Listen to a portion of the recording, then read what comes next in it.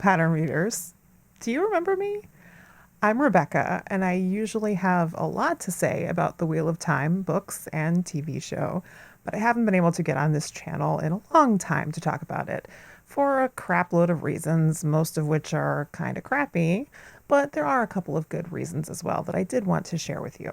One very good reason is the upcoming WATCON, the very first WATCON 2022, a Wheel of Time convention that is taking place in Columbus, Ohio very soon.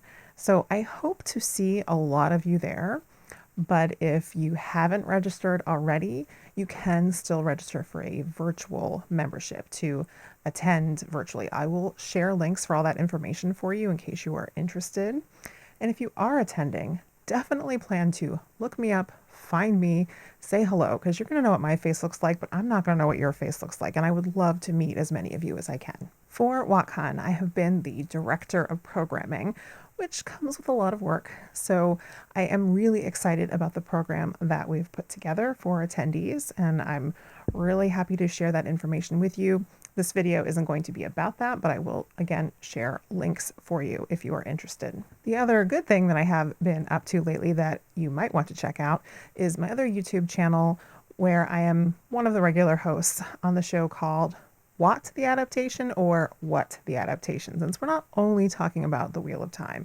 We did cover the Wheel of Time season 1 when it was airing, and since then we have been covering The Witcher seasons 1 and 2 and currently The Expanse season 1, and we have a lot of other things planned. Basically, we cover adaptations from one medium to another, usually books to TV, but there will be other formats we will cover as well.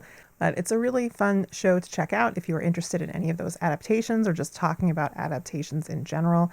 And the nice thing for me is for that channel, I don't do any editing. Thank you, Glenn, the geeky hippie, for taking care of that part. But for this video, I am back to the Wheel of Time on Reading the Pattern. I'm here to talk about some leaked audition scripts from season 2 that cover a number of really interesting characters. All of these have been leaked by WoTSeries.com, basically our savior during this very dry spell for show news. So I want to thank the crew over at WoTSeries for the work that they do, and I'm really excited to talk about a lot of interesting things to speculate on based on these audition scripts. Now, if you weren't aware, there were a number of leaked audition scripts for season 1 as well. And when we initially saw some of these, we really had no idea what to expect. How similar would these scripts turn out to be to the final script? And in a lot of cases, they were pretty similar. So that gives us a little bit more confidence as far as speculating on these scripts. It doesn't mean that they should be taken at total face value. So I'm going to dig into the details. First up, on June 15th, they revealed 2 leaked audition scripts for an Aiel character. And in both of these scenes, this Aiel character is having a conversation with Perrin. And they're pretty sure that the Aiel character in question is Aviendha, who of course we do know has been cast for season 2 and will be played by the actress Ayula Smart. For these first 2 scripts that I'm going to be talking about, these are going to have some book spoilers in them. I am going to be speculating, so I'm going to say if you haven't read through book 4, The Shadow Rising, then you probably don't want to be here for this conversation. But if you have read, then let's get to it. Now, this is already a little bit interesting because we don't really see a lot of significant interactions between Aviendha and Perrin, and certainly not so early on in the story. And if we look at some of the specifics in the first scene, you're going to notice some similarity to a scene in the books that takes place between Perrin and Gawyn in the 3rd book, The Dragon Reborn. So this has led to, of course, a lot of fans speculating that what is going to happen to Gawyn if Aviendha is in this scene that's so similar to the way that Gawyn and Perrin meet in The Dragon Reborn. So hold up, I definitely want to talk about that, but let's get into some of the specifics of the scene first. So looking at the screen here, you can see the text of the scripts, but it's important to note that everything that is in brackets are where the WoTSeries crew has filled in what they believe the names and specific terms are supposed to be. Because of course in audition scripts, they change a lot of these things. They change the names of characters, they change some other really specific terms that might let someone know that this was the Wheel of Time. So even something like "my water is yours" has been changed in the audition script to "my something else is yours." But they are interpreting this to be my water is yours, since that is what the Aiel would say. Very noteworthy here is that the Aviendha character says literally, you don't swing the sword badly. This, of course, had a lot of people freaking out because Perrin doesn't use a sword. He uses an axe. So some people wondered if that particular word was switched out and it was supposed to be an axe. But a really interesting suggestion here is that the whole phrase, swing the sword, could be code for dance the spears. And so I think that that is probably most likely what this will turn out to be. There is a little bit of an exposition dump here where Aviendha explains a little bit about the Aiel and the threefold land and what that means. And then the ending of the scene here where Aviendha says that she's going to follow Perrin anywhere because she has an unpaid debt to him, that he saved her life. Clearly, he gets the idea here that what she's offering might be being lovers, and then she's like laughing at him that no, that's not what it means, though she's not opposed. So it's kind of funny there because I can definitely picture Perrin being very taken aback by what he thinks is an offer of sex from a random woman that he has just met, and she's laughing at him maybe for his prudishness a little bit. So the part about Perrin saving Aviendha's life and her owing him a life debt, that is the part that is, of course, very similar to what happens with Gawyn and has some people concerned. So I definitely do want to address that. And then other people are questioning, like, well, okay, there's this little bit of banter and joke about her not being opposed to being Perrin's lover. Oh no, is that going to be some kind of a weird, like, love triangle or something? I would really doubt it on that latter point. I think it's just kind of a bit of humor, and also to help clarify for the audience, like, what this debt really means. I would not jump to any sort of conclusions about any sort of potential love interest angle here if this turns out to be Aviendha. So there are a number of possibilities here for what a change like this might mean for the character of Gawyn, who is certainly a character with a lot less prominence than Aviendha has in the series as a whole, but not an insignificant character, certainly not in terms of Perrin's arc. So could Aviendha be taking that over completely? Well, my first thought is that it would be very challenging to have Aviendha take over all of Gawyn's arc, just in terms of logistics. And I'm not sure there would be a really good reason to do something like that, to make it that complicated for themselves, to try to have Aviendha basically be two characters. So again, a few possibilities here. One is that the character who this script is written for is not Aviendha. Maybe it is Gawyn or a different Aiel character. I think that's probably unlikely. I think that this audition script was almost certainly used for Aviendha, but that still leaves open some other possibilities. A second possibility, which I had seen and I think is really an interesting one, is what if this scene or these scenes were used for multiple Aiel characters? Maybe they write these audition script scenes and they audition multiple characters with the same script. You could certainly, if you were going to have this scene be played by Gawyn in the show, could you have Aviendha audition with it and get a sense of whether an actress could play the part? Absolutely. So that is a possibility. I don't know how likely that is because I don't know whether that is something that is done regularly, but it's not an unreasonable suggestion. So there's still some chance that Gawyn is actually in this season and that he would have a scene like what we might expect between him and Perrin. Now, a third possibility is that Gawyn indeed is not going to make it into the second season of the show, and that Aviendha is going to have a scene like this with Perrin. I think, to be honest, that's probably the most likely option. And if you think about it, we really do need to have an important introduction for Aviendha in the second season, more than we need to have an important introduction for Gawyn yet. Could it make sense to introduce her in this way? I definitely think it could. And there's a lot of value in, when we look at the second scene, seeing how this relationship might develop between Aviendha and Perrin. We're going to get into a little bit more of why that might be a good idea for Perrin's character. But then the question is Gawyn going to be introduced later, or is he not going to make it into the show at all? Is he going to be cut?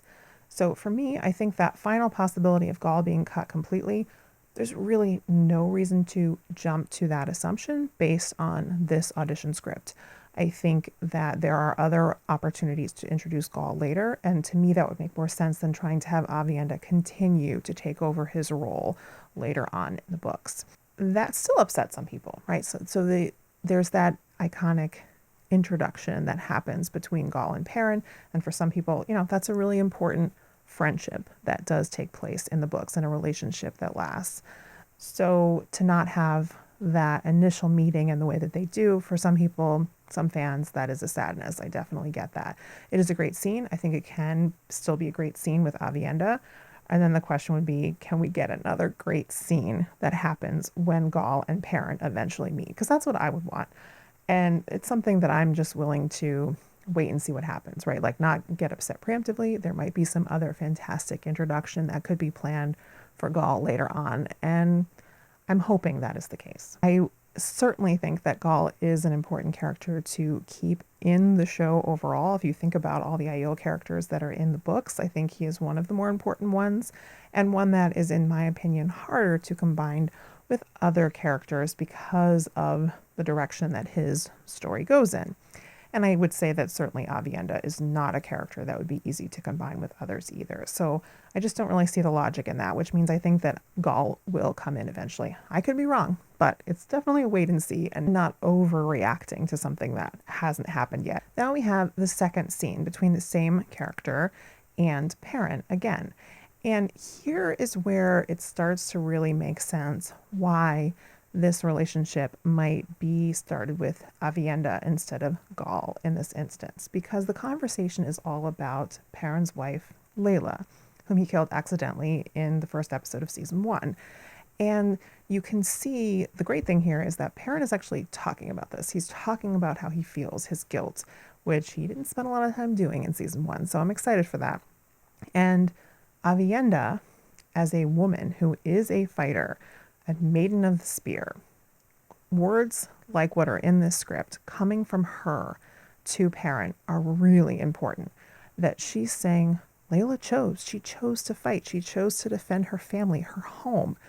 And what happened to her is tragic, it's an accident, but don't basically take away her agency by, or diminish her by saying that she didn't choose this. In this scene, Perrin wants Aviendha to beat him up, I guess out of guilt, and he references Aviendha being beaten by other women, and she strikes him apparently, but she's not going to go further than that. She's basically telling him he's an idiot and he's going about this all wrong.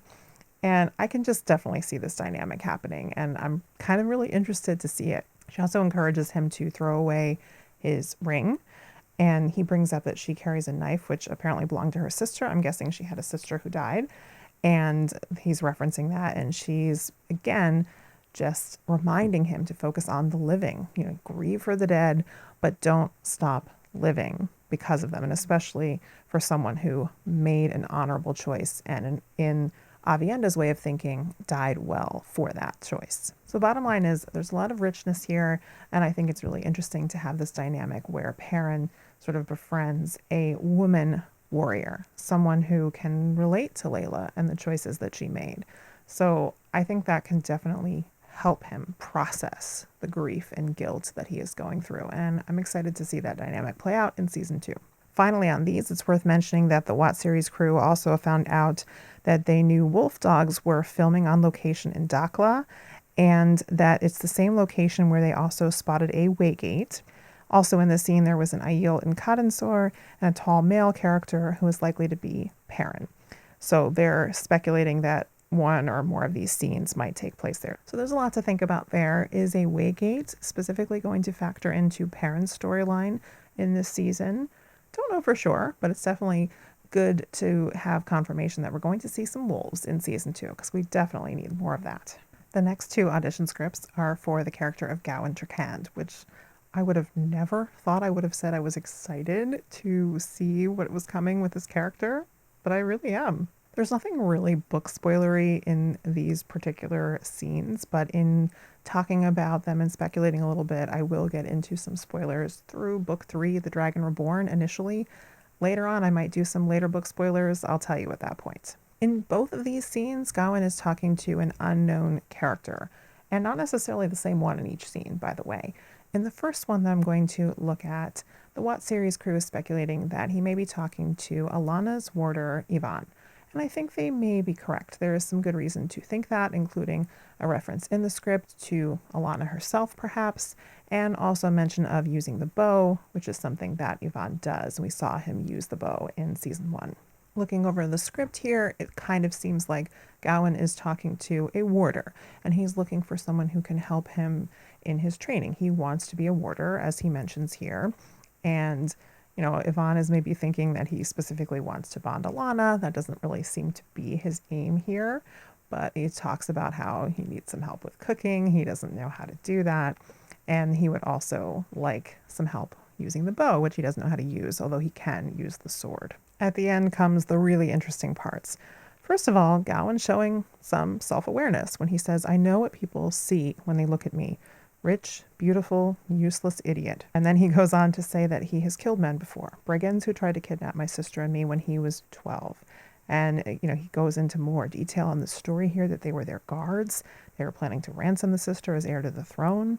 And he used a little deceit and managed to kill them. Now, the really interesting thing here is he mentions, "I am a Damodred." And then this unknown person responds, "Damodred as in Moiraine Damodred." And Gawyn finally ends with, "The aunt who ruined my life." But that's a story for another day. So a lot of people were talking about how he calls himself a Damodred here and wondering, does that mean that this is a scene for Galad instead of Gawyn? I would argue that doesn't really make a lot of sense. For one thing, it's perfectly possible to call yourself a Damodred without that being the name that you use. We do know that Gawyn is in fact a Damodred. His father was a Damodred, same as Galad. Now he uses the name Trakand because Andor follows a matrilineal line, and his mother is the queen, and her name is Trakand, so that is his name. And of course, Galad doesn't have Morgase as a mother, so he uses his father's name, Damodred. So I think this is definitely Gawyn. It makes much more sense with the character as described. So we're getting a hint here of how did Moiraine ruin Gawyn's life exactly. This is going to be a very interesting thing to explore, his relationship to her, as well as both of his siblings' relationship to her. And there's obviously some kind of history there that the show is going to get into, so I'm really intrigued by that. But the most interesting line for me in this particular scene was Gawyn saying he knows people see him as beautiful, rich, and useless. To some extent, he feels useless, or he recognizes that he comes across that way to some people. That's definitely a level of self-awareness that he's expressing that I don't see as much from the book character. And I'm really here for that. Very interested to see how this Gawyn might help the audience understand who he is and where he's coming from by having a little bit more self-awareness. The second Gawyn scene is even more interesting, in my opinion. He's talking to another unknown person. In my opinion, it's not the same person as the first scene. There's no way of knowing that for sure, but I will talk more on that in a bit after we go through some of the specifics in the scene. So he's questioning whether someone is going to set a place on fire. We might infer that perhaps it's some kind of an inn where people have access to alcohol. And this unknown person says, "I'm not going to let those Trollocs maybe get their hands on any of this." The subject quickly gets changed here. This unknown person asking about his brother. And Gawyn responding, "If he gave a toss about me, he'd be here, wouldn't he?" And the person responds, "He'd know you're here in an empty bar in the middle of the morning as the city's preparing to be sacked." Now I'm going to get into a little bit of speculation for book 5, The Fires of Heaven. So you've been warned. Skip ahead to this timestamp if you want to avoid those spoilers. So another possibility aside from this part of the scene mentioning Trollocs is, what if they were talking about White Cloaks sacking a city? That's certainly something we might expect to see as part of the adaptation of books 2 and 3. And we get, right after a mention of whoever or whatever is about to sack the city, this unknown character moves on to talk about Gawyn's brother, Galad. So we know later on, Galad will join the Children of the Light. Is that why the reference here? And especially with Gawyn saying that his brother, Galad, does not give a toss about him. That is very different than we see in the books, where he and Galad are close, and Gawyn defends him against attacks from Elaine who does have no use for Galad. So even if Galad hasn't already joined the White Cloaks, maybe he'll be shown from the beginning to be kind of sympathetic to them, listening to them. That is something we kind of get a hint at early on before we find out that he's actually joined them. So just an interesting possibility there. Now, there is potentially, I can think of one other good reason to not have Gilad and Gawyn be close in the show, and that relates to the last part of this scene. So for my discussion of this, I'm just going to say I'm doing full series spoilers. So again, if you want to avoid those book spoilers, skip ahead to this timestamp. So Gawyn has been asked about his brother, and he sort of changes the subject. He relates the story about Shamael being the last dragon's best friend, and how his mother always used to tell it to him, and how she always talked about Shamael specifically as the one that she thought Gawyn needed to know. As she says it, some men are just born weak. They got something broken inside of them. And then as Gawyn adds, the day the last dragon went to face the boar, when he needed his best friend the most, Shamael sold him out to the Dark One himself. Everyone always said it was for more power, but my mom, she said it wasn't that. She said it was because Shamael was one of these men who needed others to be weak to make himself strong, and I was too, which Gawyn never answers if that's true or not. There is a ton to unpack here. So obviously this is a pretty crucial story from Gawyn's upbringing. If his mother told him this story about some men who are just weaker and that she worried that her own son was one of them, wow, that is a hell of a thing to internalize and could absolutely do a lot to explain Gawyn's need to prove himself, a sense of inferiority. There's a lot going on there that might not put his mother Morghese in the best light. To be honest, we don't know a whole lot about their relationship in the books, though. Elaine certainly has a good relationship with her mother, but then again, Elaine is the heir, and Gawyn is not. It has an important role to play, but it would be really interesting if Morghese had had this insight into her son, and maybe she doesn't go about trying to help him with it in the best way. Maybe she does kind of mess that up a little bit. The other thing I see happening here is that this story about how Shamael was Lews Therin's best friend before he betrayed him, that could be a really interesting parallel sort of foreshadowing that the show is setting up for which best friend of Rand's is going to betray him. There's just got to be another reason why this particular story is being related here.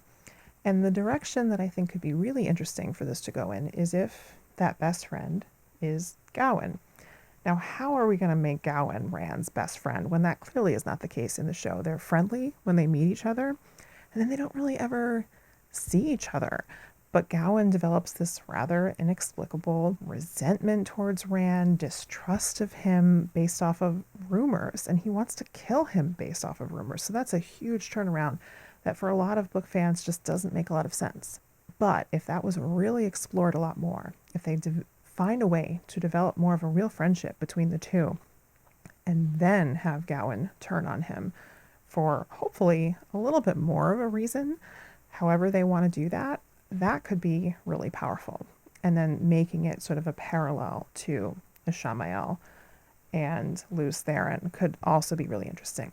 The best part of this, I think, is that another layer to this scene could be if the person that Gawyn is talking to is none other than Mat Cauthon, because the show has already hinted that maybe Mat could be someone who could turn to the dark side and betray Rand. And so the audience might have seen some of those hints and be worrying that it's Mat, because this conversation is happening with Mat. I love this idea. So, I mean, how are we going to make that work out? I am not sure, but I think it could be a really cool possibility. It would also be interesting if we get to see any more interaction between Mat and Gawyn, assuming that they have the rather iconic scene in The Dragon Reborn where Mat whoops Gawyn and Gilad's ass at the same time. Okay, I feel like I could probably talk nonstop about these scenes. What's great here is I just feel like there's so much depth that I can see here in the storytelling and with these potential scenes. And of course, they might not go exactly the way they are here. Any number of things could be different. There's a lot that's really just speculative at this point. But I see some really potentially great character work being developed here. So I'm super excited for that above all else. So that does it for this video. I'm really excited to be back and talking about something so interesting. I obviously hope to be back again much sooner than I was this time. Thank you to those of you who are still watching this channel. For those of you who are supporting me on Patreon, you're amazing. I owe you guys more than I can say. But for the time being, check me out on What the Adaptation. If you are going to WATCON, definitely come say hello. I can't wait to meet so many of you. After WoTCon, I will be back as soon as I can with more Wheel of Time content. I'm really excited to talk about that experience. I hope you will subscribe so you don't miss my content. Leave me a comment. Let me know what you thought about these audition scripts. And I think it's appropriate for this video. Until next time, gird your loins, my friends.